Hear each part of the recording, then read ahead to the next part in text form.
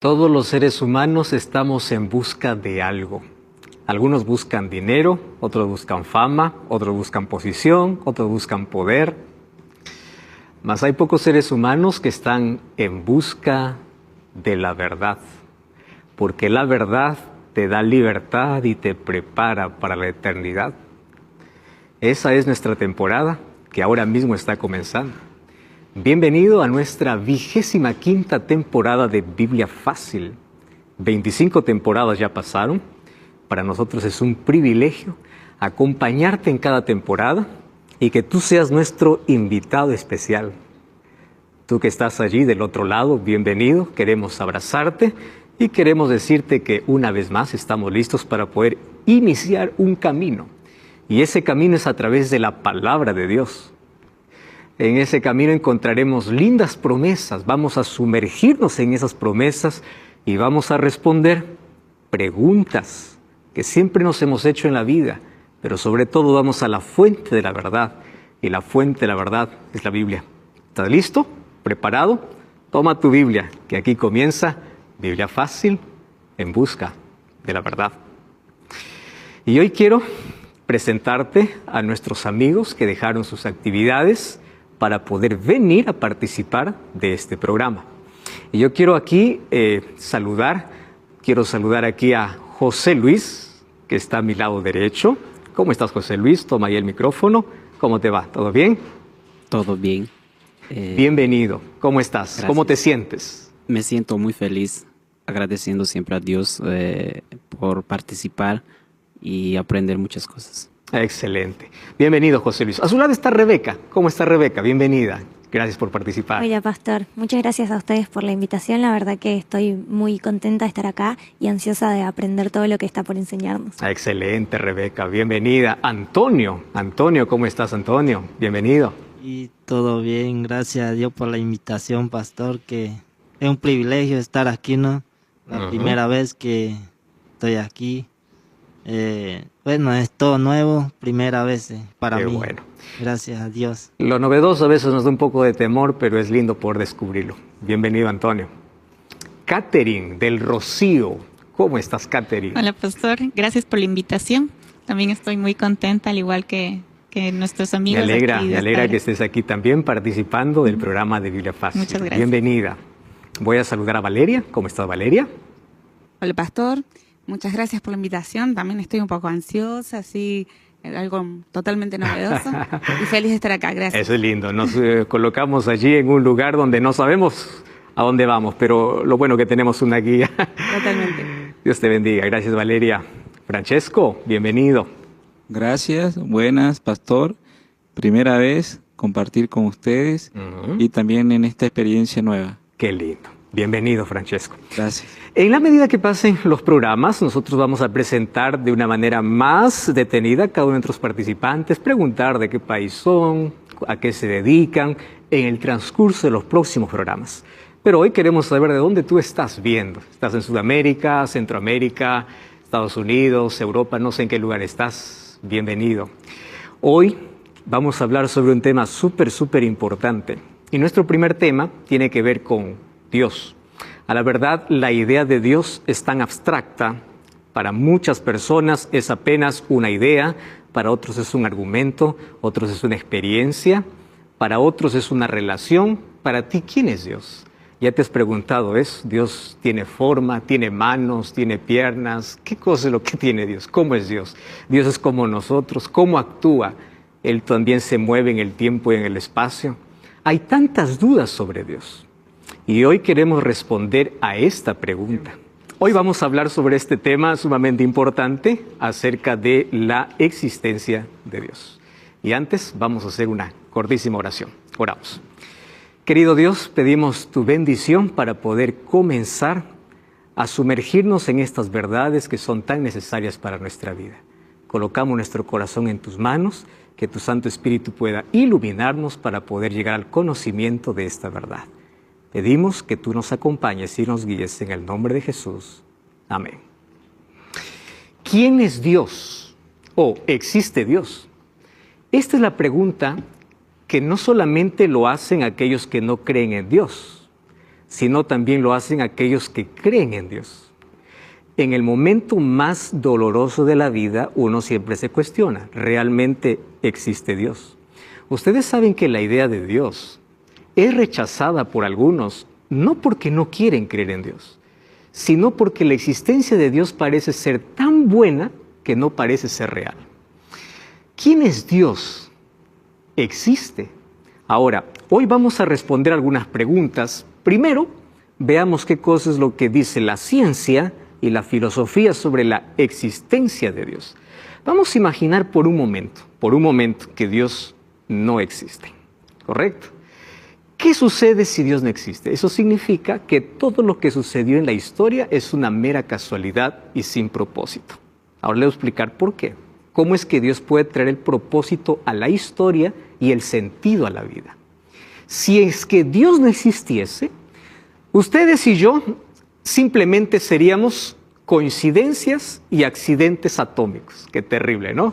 Las personas que amamos serían apenas incidentes, coincidencias, no tendrían ningún propósito. Estaríamos reunidos por una casualidad inexplicable, no existiría ni propósito ni sentido. Y alguien acuñó una frase impresionante, Fernando Pessoa decía así: los seres humanos llegaríamos a ser cadáveres vivientes que se reproducen. ¿Por qué razón? Porque no hay un propósito en la vida. Si no hay Dios, no hay un principio. Si no hay un principio, ¿cuál es el final? Si no hay principio en el final, ¿para qué sirve el camino? A esto se llama reduccionismo existencial. ¿Qué cosa es el reduccionismo existencial? Lo que muchos ya desde el pasado vienen proclamando. El ser humano está en un paréntesis, solamente nace y le espera la muerte. En la vida no tiene absolutamente nada. Entonces, a partir de allí, nacen todas las ideas que por allí se proclaman. Aprovecha la vida es una, la vida es para vivirla, de aquí solamente te espera la muerte. Reduccionismo existencial, mi vida se reduce a nacer y morir. Entonces ya no importa lo que haga en la vida. ¿Y saben qué es lo curioso? Es que hay muchos incluso que creen en Dios, pero siguen viviendo con este pensamiento de reduccionismo existencial. Yo creo que Dios existe, pero también creo que la vida es una. Así es que yo lo voy a disfrutar y voy a hacer lo que quiero en la vida. Yo nací para morir. Eso es una vida sin propósito, una vida sin sentido. O sea, cualquier camino para mí está bueno. ¿Por qué? Porque la muerte acaba todo. Sin embargo, aquel que cree en la existencia de Dios, cree en las promesas de Dios, cree que el futuro no solamente es la muerte. La muerte apenas llega a ser un paréntesis, que se cierre ese paréntesis cuando Cristo regrese y vuelva o haya resurrección. O sea, la existencia de Dios en la vida del ser humano, la creencia en la existencia de Dios le da sentido, le da propósito, le da una vida diferente. Blaise Pascal, él hizo un teorema sobre la existencia de Dios. Ustedes saben que Blaise Pascal fue aquel que colocó las bases de la probabilidad matemática. Y entre tantas cosas que él dijo, tantas cosas que él mencionó, él creó un teorema sobre la existencia de Dios. Y a mí me encanta porque él dice así: la fe es superior a la incredulidad, porque al final, si Dios existe, el creyente será recompensado.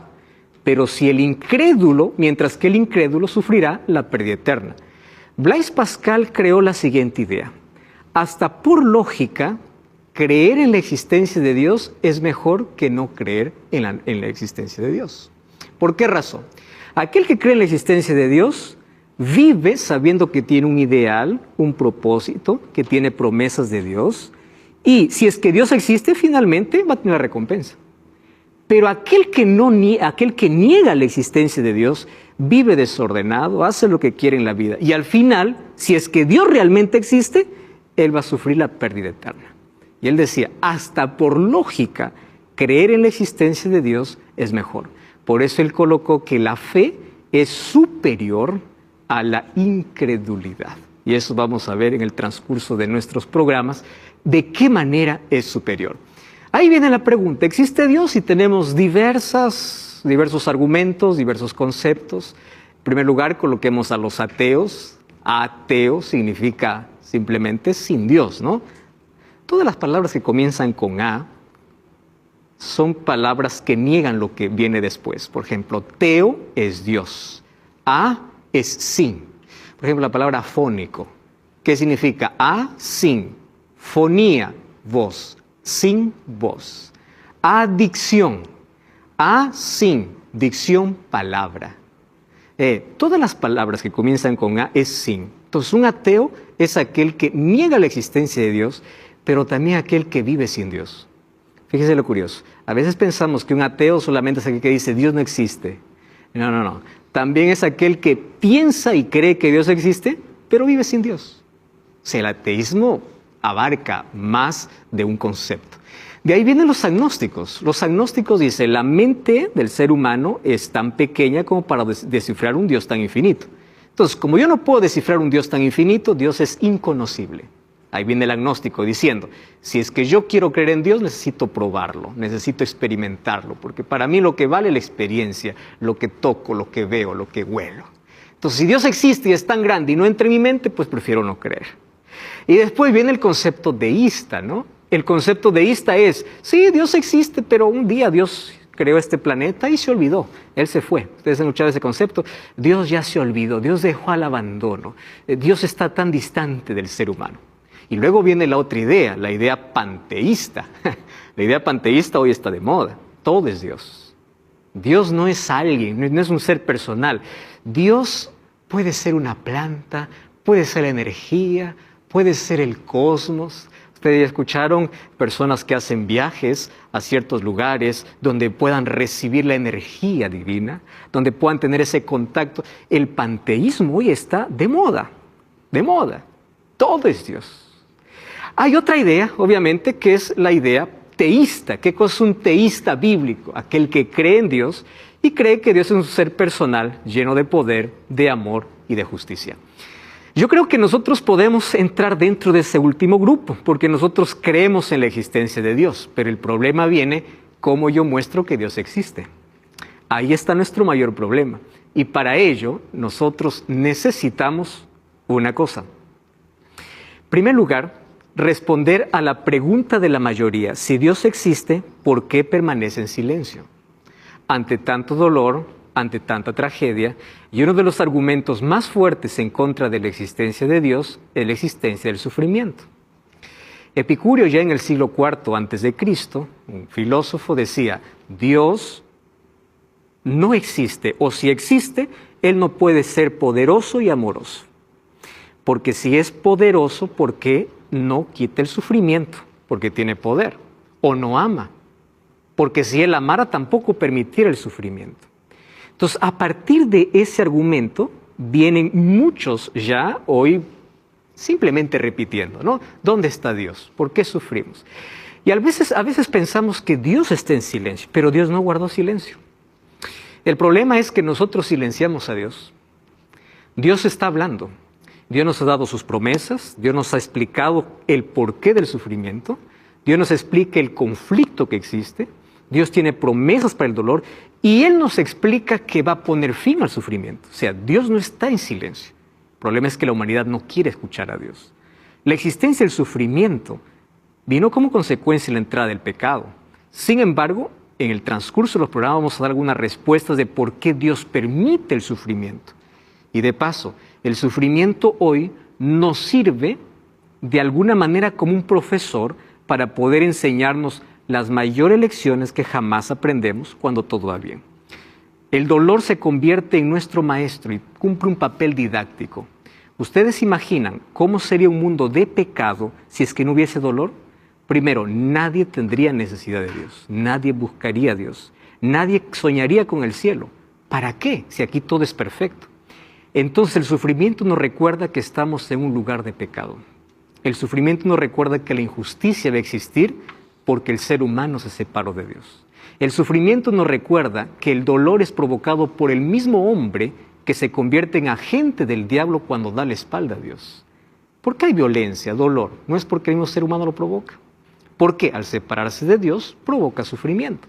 Bueno, esa es una de las primeras preguntas. ¿Dónde está Dios? ¿Dios está en silencio? Dios no está en silencio. Entonces, ¿cómo yo puedo creer en Dios a pesar de que yo no tengo evidencias palpables. Primer principio se llama fe. Y el libro de Hebreos capítulo 11, versículo 6 dice, pero sin fe es imposible agradar a Dios, porque es necesario que el que se acerca a Dios crea que le hay y es galardonador de los que le buscan. Yo les voy a explicar aquí por qué necesito fe para creer en Dios. Vamos a poner aquí una lógica simple. Aquellos que dicen que Dios no existe, creen que el mundo existió de la nada. ¿Y cómo vino a la existencia? A través de una teoría popular, que es la teoría del Big Bang. ¿Qué cosa es la teoría del Big Bang? Que en algún momento de la historia, de la eternidad, llegó a un punto cero. Y en el punto cero hubo una explosión. Y de esa explosión vino todo lo que hoy está creado. Entonces, para sacar a Dios hay que creer en una teoría así. Pero tampoco yo no estuve en la creación viendo que Dios creaba las cosas.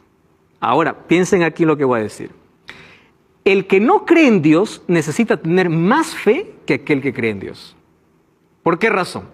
El que no cree en la existencia de Dios, él no estuvo en la explosión para decir, yo vi la explosión. ¿Estuvo allá? No. Pero tampoco yo estuve en la creación. ¿Están entendiendo? Yo no estuve en la creación para decir, yo estuve en la creación, por eso creo que Dios existe. Ninguno de los dos estuvo. Los dos ejercen fe. Pero yo ejerzo fe en un Dios creador por ver evidencias que me muestra. No hechas en un laboratorio. Hay otro tipo de evidencias. En cambio, los dos ejercen fe. El asunto es, ¿en qué ejerces fe? ¿En una explosión o en la creación? Partamos de ese punto. Entonces, para ambos asuntos necesitamos de fe. Para ambos asuntos. La fe es indispensable para nuestras creencias. Dios no es un elemento químico. Hay algunos que piensan que quieren comprobar a Dios a través de un telescopio, a través de máquinas, a través de tecnología. Quieren acercarse, quieren hablar, saludar con Dios, quieren estrechar a Dios, quieren evidenciar a Dios. Pero a Dios no se le puede colocar como un elemento químico. Y lo curioso es que la ciencia no está dispuesto a discutir la posibilidad de la existencia de Dios.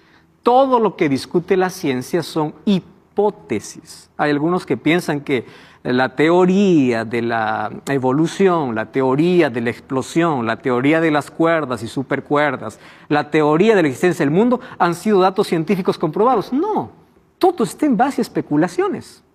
Es más, muchos de ellos para sus especulaciones han tenido que romper sus propias leyes científicas. Pero la Biblia me enseña que todo lo que yo creo necesito probar. El apóstol Pablo en 2 Corintios 13:5 dice, probad. Necesito probar mi fe, necesito probar mis creencias. El libro de Primera de Pedro 3:15 dice que yo necesito conocer y probar mis creencias para dar razón de mi fe, para estar preparado para hacer defensa. Entonces ahí viene la pregunta. Si a Dios no se le puede probar como se prueba un elemento físico, a Dios no se puede probar en un laboratorio, ¿de qué manera yo puedo dar fe que Dios existe? ¿Cómo es que yo puedo hablar con alguien que me dice, mira, para mí Dios no existe, pero yo soy creyente? ¿De qué manera yo puedo decir Dios sí existe? ¿Cómo yo puedo dar razón de mi fe? Hoy vamos a hablar sobre esos asuntos porque son necesarios para la vida. Saben que el doctor David Marker, él decía lo siguiente, yo soy ateo, uno de los ateos más reconocidos, dice, yo soy ateo porque no hay evidencia para la existencia de Dios. Y él concluía diciendo, haciendo un resumen de lo que él mencionó, sin evidencia no hay creencia. Y él desafiaba así, si tú me das evidencia de la existencia de Dios, yo creo. Sin evidencia no hay creencia. Ahí viene la pregunta, ¿qué responderías tú si es que alguien viene y te dice, yo quiero creer en Dios, pero dame evidencias de Dios? Vamos al primer texto, ¿les parece? Romanos capítulo 1. Ese es uno de los textos más fuertes que escribió el apóstol Pablo. El libro de Romanos, capítulo 1. Vamos a leer a partir del versículo 19 hasta el versículo 21. Estos 3 versos son fuertes en sí para aquellos que quieren evidencias acerca de la existencia de Dios. Catherine, ¿podrías leer el texto, por favor? Toma el micrófono allí. Romanos 1, 19 al 19 al 21. 21. La palabra de Dios dice: lo que puede conocerse de Dios es manifiesto a ellos, porque Dios se lo manifestó. Los atributos invisibles de Dios, su eterno poder y su divinidad, se ven claramente desde la creación del mundo y se entienden por las cosas que han sido creadas, de modo que no tienen excusa. Habiendo ellos conocido a Dios, no glorificarán como a Dios, ni le dieron gracias, antes se ofuscaron en vanos razonamientos, y su necio corazón se entenebreció. Y el versículo 22 dice, profesando ser sabios, se hicieron necios. Miren, en este texto hay tres cosas interesantísimas. Número uno, ¿cuál es lo primero? Que dice, Dios sí se revela. O sea, uno quiere ver, quiero saber de Dios, quiero conocer a Dios, Dios se revela. Número dos, las cosas invisibles se hacen visibles a través de la creación. Tú quieres ver a Dios, entonces comienza a razonar. Todas las cosas en este mundo tienen un creador. Yo no puedo creer que un micrófono, vinieron las piezas y allí se formó un micrófono. No puedo creer que este piano que tengo aquí, las piezas se juntaron todas y ahora produce música. Eso es ilógico. Entonces, si esto tuvo un creador, tiene que haber un creador. Y ese creador es Dios. Ahora, las cosas creadas son la evidencia de un creador. Otra cosa, dice, aquellos que, habiendo conocido, o sea, teniendo tantas evidencias, ellos se envanecieron en sus racionamientos. Su corazón fue entenebrecido, claro, porque si solamente tú te encierras en tu argumento, tú ya no das lugar a la fe. Por eso es que termina diciendo, profesando ser sabios, se hicieron necios. Muy bien, ese será nuestro punto base para poder hoy hablar acerca de las evidencias. Y hablando acerca de las evidencias, hoy vamos a basarnos en tres preguntas, solamente tres. Primera pregunta, estas preguntas pueden ser filosóficas, pero nos van a llevar a una respuesta bíblica. La primera pregunta es, ¿por qué existe algo en lugar de nada? Puede ser una pregunta tan simple, pero aquí me da la primera evidencia de la existencia de Dios. ¿Por qué existe algo en vez de nada? Todos sabemos que todas las cosas tienen un origen, ¿verdad? Nada existe por casualidad. No es que hoy duerme, mañana, apareció algo. ¿De dónde apareció? De la nada. No existe. Todas las cosas tienen un creador, tienen un origen.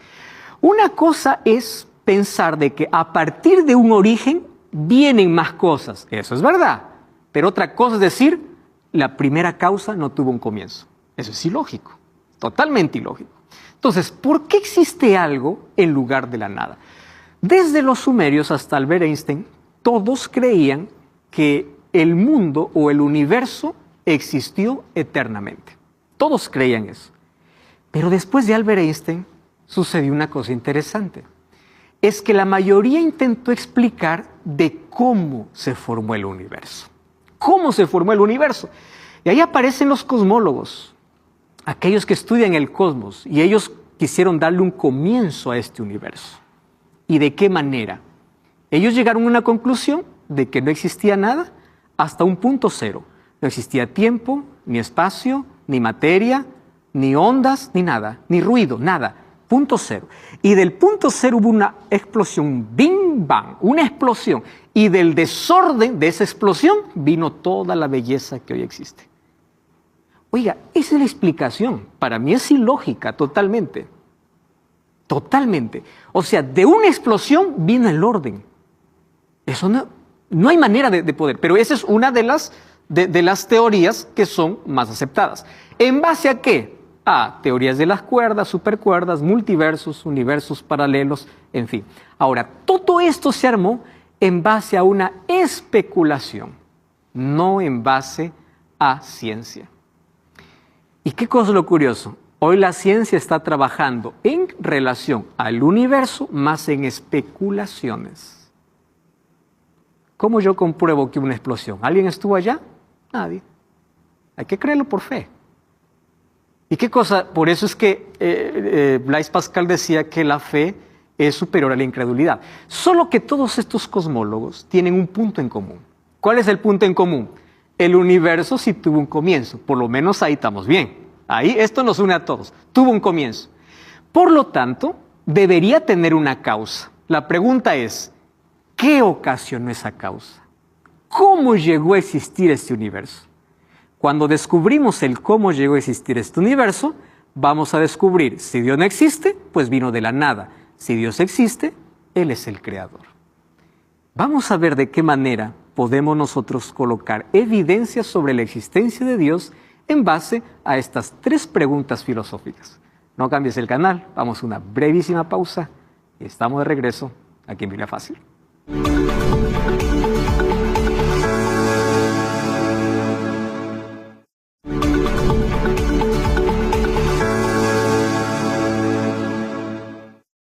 Y estamos de regreso aquí en Biblia Fácil. Aquí en mis manos tengo un curso bíblico, el estudio en busca de la verdad, donde podrás encontrar los temas que estamos desarrollando aquí en esta temporada. Con Biblia en mano aquí puedes conocer mucho mejor, a mayor profundidad, estos temas sobre En busca de la verdad. Solicítalo a nuestro WhatsApp, más 5512-9810-1460 o ingresa a estudielabiblia.com.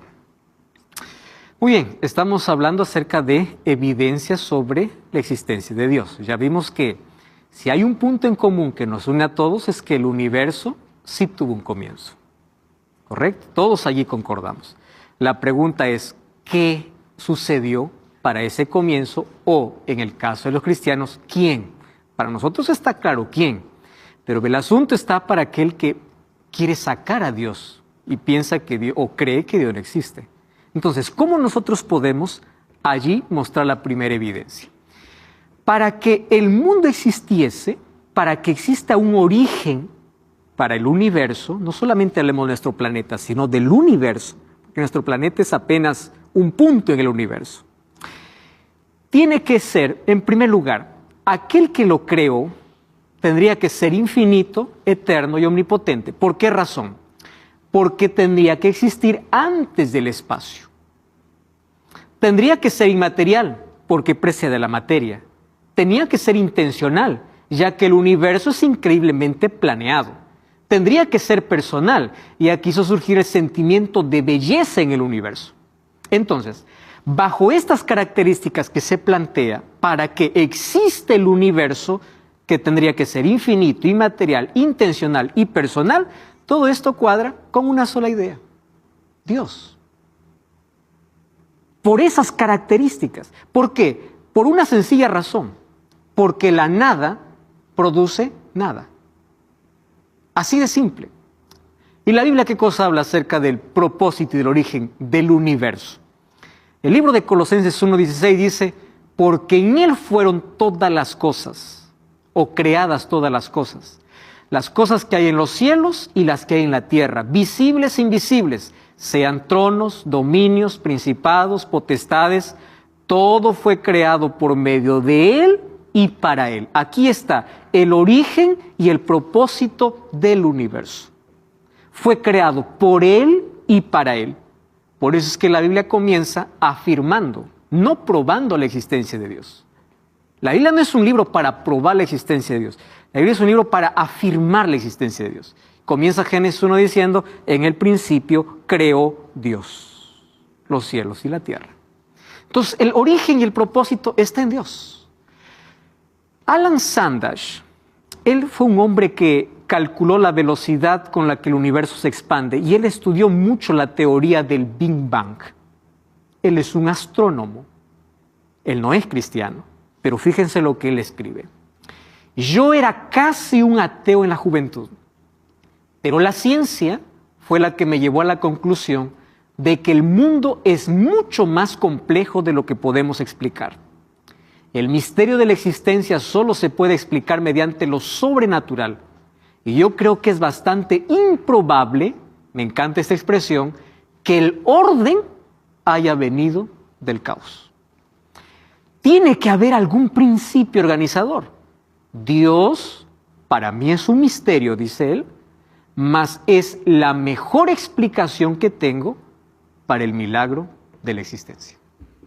Dios para mí es un misterio, pero es la mejor explicación para la existencia. Isaac Newton Él fue filósofo, él fue un físico, gracias a él tenemos todas las leyes de la gravedad, y él escribió un libro muy famoso llamado Principia, Principios Matemáticos de la Filosofía Natural. En este libro Principia, él escribió lo siguiente: este maravilloso sistema compuesto por el Sol, planetas y cometas, solo pudo haber surgido a partir del consejo y dominio de un ser inteligente. Ahí me sorprende porque Isaac Newton, algunos piensan que el Dios en que creía era el universo. No, él creía en un Dios personal. Él creía en un Dios bíblico. Él incluso escribió aportes sobre el libro de Daniel, que es el libro bíblico. Entonces él escribió no solamente sobre física, sobre matemática, no solamente era filósofo, él también era teólogo.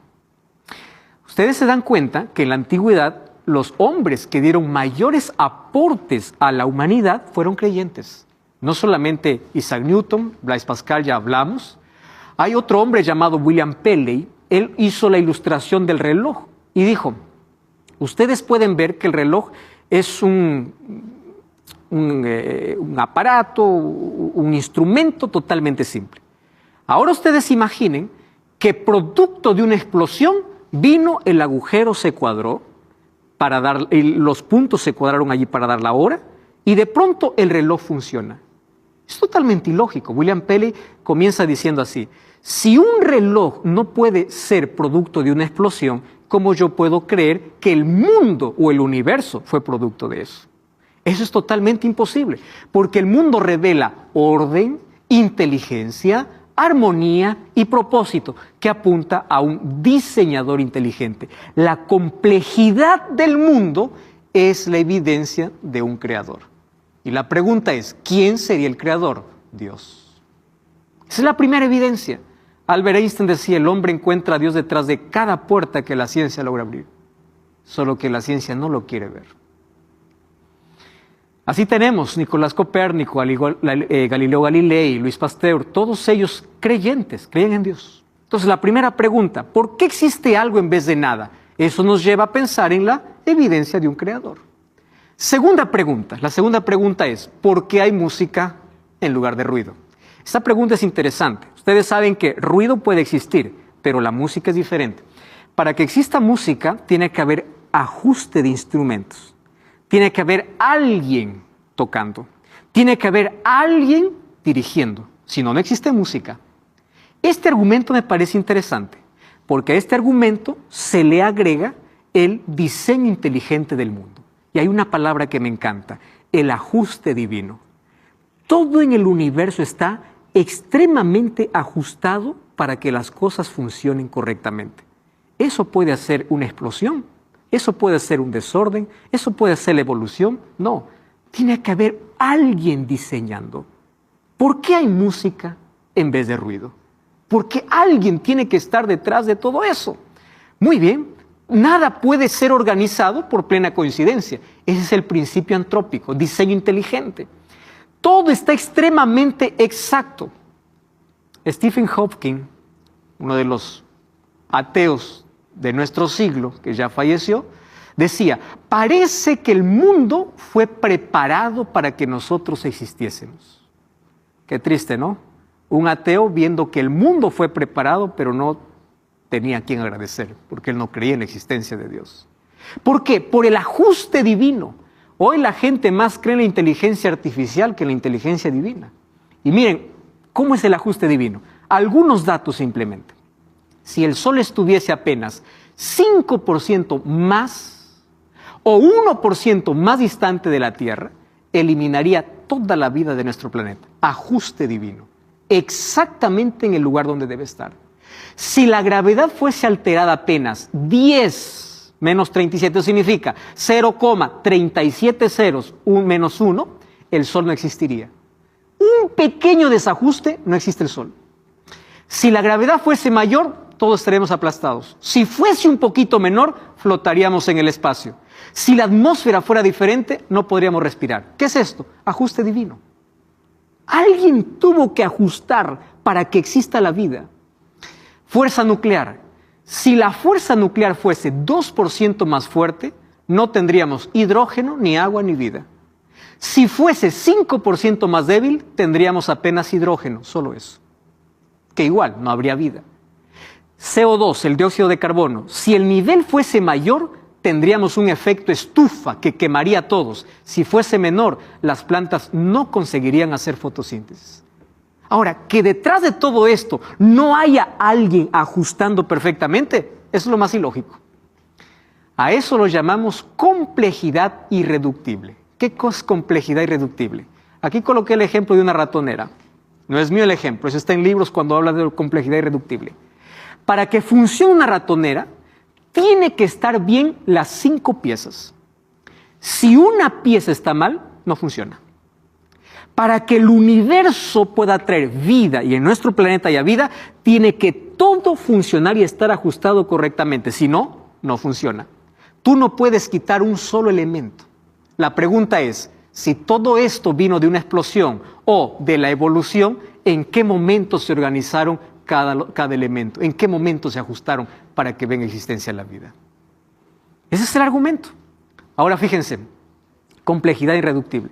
La Biblia ya nos habla de que la mayor evidencia es la naturaleza. Salmos 19:1 dice, los cielos cuentan la gloria de Dios y la naturaleza anuncia la obra de sus manos. El cuerpo humano, la complejidad del cuerpo humano. No hay una máquina que pueda sustituir a todo lo que el ser humano hace. No existe. Toda la tecnología apenas imita lo que la mano hace, lo que el ser humano puede hacer en algunas actividades, pero jamás lo que todo el ser humano puede hacer. Es tan complejo. La naturaleza, la revelación, es la revelación general. La revelación especial la encontramos en la Biblia y la revelación perfecta, Jesucristo. Dice que es la palabra que se hizo carne para venir a mostrarnos quién es Dios. Entonces, revelación tenemos general, específica, especial y perfecta. Ahora, tercera pregunta, importantísima. ¿De dónde viene la idea de Dios si Dios no existe? ¿De dónde viene la idea de Dios? Ustedes saben que en todas las culturas, por más avanzadas o primitivas, todos tienen un concepto de Dios. Ahora, presten atención aquí.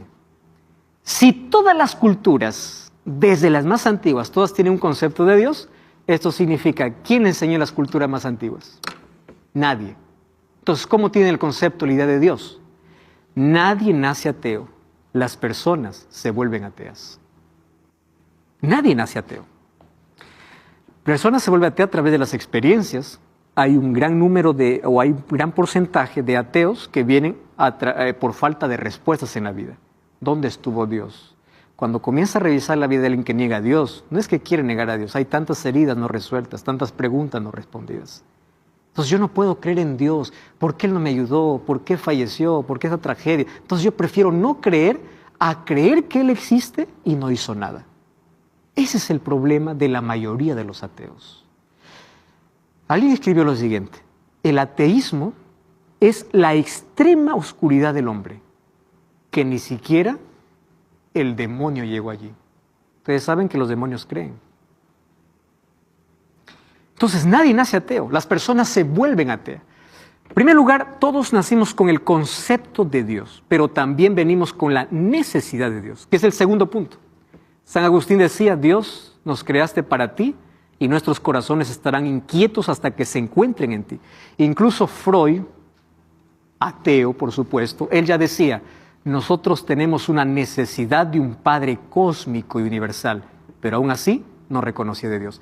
Porque si hay algo que el ser humano no puede negar, es la necesidad que tiene de Dios. ¿Y cómo se muestra esa necesidad de Dios? Por el vacío que tiene. Blaise Pascal decía, en el corazón de todo hombre existe un vacío que tiene la forma de Dios. Y si tiene la forma de Dios, por más que intentes llenar con cosas de este mundo, jamás lo podrás. Por eso es que las personas, por más que se llenen de todo por fuera, están vacías por dentro. Porque el tamaño de ese vacío solo es de Dios. Y número 3, no es necesario solamente tener el concepto, la necesidad, hay que tener fe. Porque es necesario admitir que necesitamos de Dios para poder ir a su encuentro. Fíjense, uno no toma agua porque conoce el elemento químico. Uno toma agua porque tiene sed. Hay personas que toman agua sin saber cómo está compuesta el agua. ¿Qué les importa la composición? Hay algunas personas que solamente conocen tienen el concepto de Dios, pero no tienen sed. Por eso es que no tienen una experiencia con Dios. ¿Qué se llama esa sed? Fe. Yo reconozco mi necesidad de Dios y yo voy al encuentro con Dios. Esa es la sed que debo tener de Dios. Esa sed de Dios se llama fe.